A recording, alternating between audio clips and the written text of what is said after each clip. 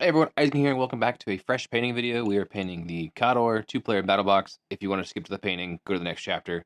Otherwise, thanks for stopping in. I appreciate you. SFG, thanks for shipping this out. And special thanks to Mario from Shop Talk for sending me the picture that is used in the thumbnail, because I'm a goober and forgot to take a picture of the unpainted razor for my thumbnail. So huge shout out to them. Go check them out if you don't already.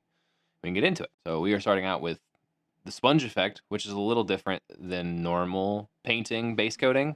All it is just taking paint, putting it on the tip of a sponge, kind of spreading it out a little bit, and then just stabbing it on there. We start out with royal purple, and I have been playing around with this technique with this razor and the other two-player battle box, and so far it's super fast. And I think other people should give it a shot. Going in with layer 2 fluorescent purple. This was a good medium color between the two purples that I wanted to do, and the idea with the different color and different shades, you just do progressively less, just like you would with normal base coating and highlighting. You just do it with a sponge instead. And you get down, you get messy, you have fun with it. And that's what this whole technique's about.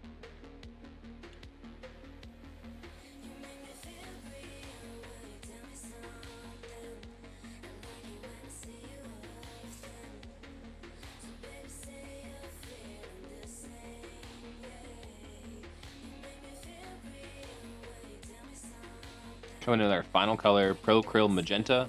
This is our top color.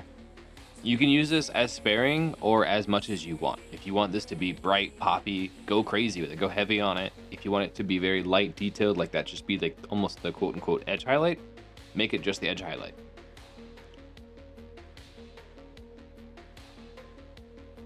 I'm kind of finding that happy middle ground of this is what I want the primary color to be, so I'm using it pretty heavily, but I still want the darker undertones and darker purples we use to still be there underneath it.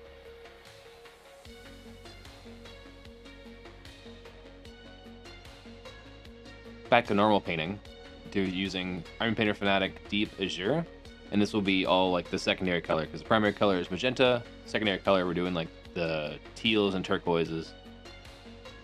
How do you guys like this setup? I'm talking, I got a new mic, not a new mic, but just trying this one out, and then I have the fancy camera doing the zoomed in angle. This is super simple, as I'm trying to get these guys tabletop ready for the battle report. It's just one edge highlight, which is Pro Krill Turquoise. Real simple, no washes, just one edge highlight, just to add that contrast. If I could have gone back and done this, I think I would have made the teal darker.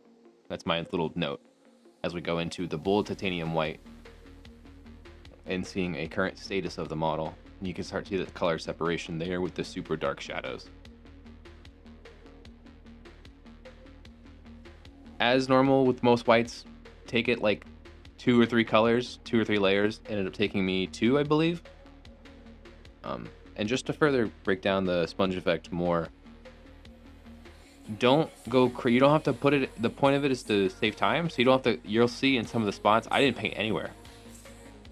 And it's just like, that's the shadow, and it adds more depth to it, because it's like, it literally is black there in the corners. Getting into the metals we're gonna use Pro Krill Dark Silver, and we're using this as the kind of like the hardened metal. You'd think whatever the hardened metal on the armor looks like this is like the primary smokestack. We painted that the darker metal.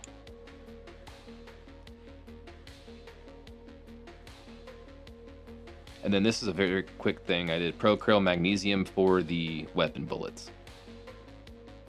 It's a very interesting color. I need to play around with it more, but you should definitely give that color a shot. Vallejo Model Air Silver. This is what we're using for the rest of the silvers that haven't been painted yet, as like the bright silver to separate the two. If you guys haven't messed around with Vallejo Model Air, definitely give them a shot. They're some of the better metals that I've used.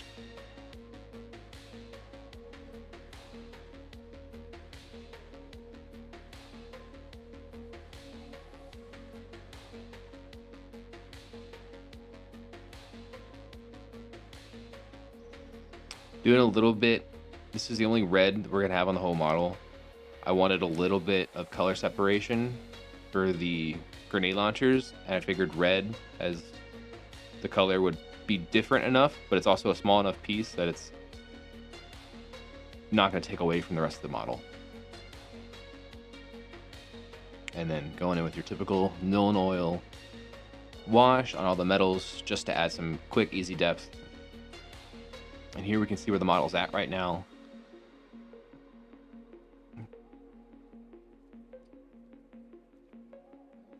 You'll see in some of the, this was recorded very weirdly. And you see I was pointing out there, I was like, oh, I updated that because like there's some parts I missed and I had to record separately. Painted the little gauge in the back there because that's always a fun detail to paint Hoverjacks. I think it's one of my favorites. You could totally take the silver and like now that you've washed it, you could add like scratches or highlight it again. And you could go, this is just tabletop ready, so you could take this another step. Now we're gonna do some glows. Using the bold titanium white, I took an old crappy brush, chopped it up, and made a stippling brush.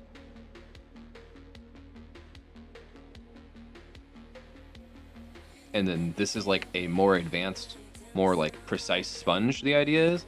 So we're just gonna stab the areas that we want glow. Just like we would a sponge, but this is gonna be a little more precise and help us not hit the stuff we've already painted.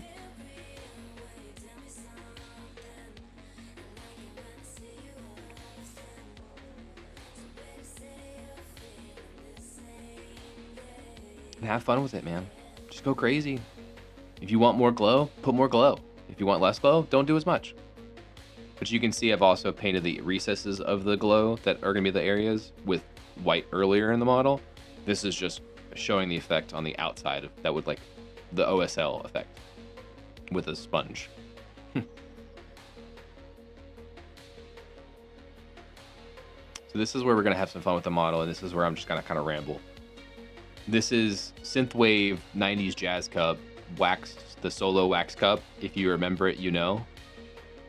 This is me trying to like sketch out the pattern on a piece of actually the 2-player box bottom of the water template to get an idea of the shape, because this is definitely an awkward thing to paint onto an awkwardly shaped shield because of the 2 spikes. But this is just one of those silly things that's like totally not needed on a model. I could have just shaded the white and been fine, but I really wanted like something funny on it, and that was just what I did. And this is my word to everybody: if you are having fun painting and you want to do something silly like this, do it. Just try it. This model was more as much a thought experiment as much as a different way to paint that I wanted to try, and I am more than shocked about how much I love this model. And every time I show some people, they're like, that's super cool. And I'm like, it is cool. I'm so excited for this. I'm definitely going to be doing it more with a lot of other minis. And I have lots of plans for this technique because I'm obsessed with it right now. Like in my head, I think about it every day. You should try it. And this just goes for anything. You should try, once you get your normal army painted, you do your normal stuff that you used to. Grab some fun models and just paint whatever weird thing you see on the internet. Try to copy somebody else's technique. Take it to your own.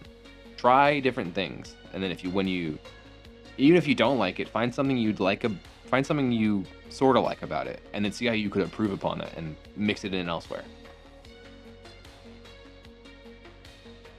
And that way you can like be constantly almost like evolving other people's styles to fit and morph your own into more of your own style.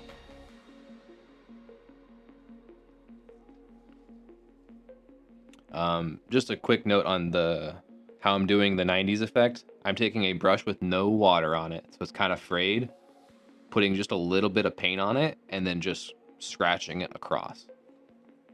The purple came out a little less than what I wanted, mostly because of the angle the purple's at. If you look at the wax cup, it is straight across. It's all the way around a cup. It is not around a V-shaped metal plate. So on the teal, I took it high to cover up the white space.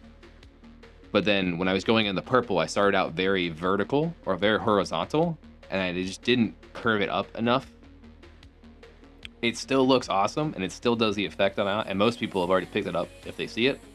So the effect was achieved, and I love it. Ramble done. Back to normal painting. Thanks for coming to my TED Talk. Army Painter Fanatic Neptune Glow. This is in their like triad of the teals, and I wanted to keep the glow within the same color range as the whole model. And this is just a brighter turquoise they have. So I'm using the same stippling effect to go over the white edges with the same brush and just stab it on there. Probably could be a little heavier than I am with it. And then you'll also paint the Neptune Glow inside of the recesses just with a brush. And then final step, final touch is some coal black, going back to the sponge, keeping that paint theme alive. And we're gonna add like some burnt effects to the top. And that's the only kind of weathering I did on this model, and I think it was enough. I loved it. And as you'll see now, we're going into some B-roll. Enjoy. Thank you for listening. And I appreciate you watching the video. Have a good one.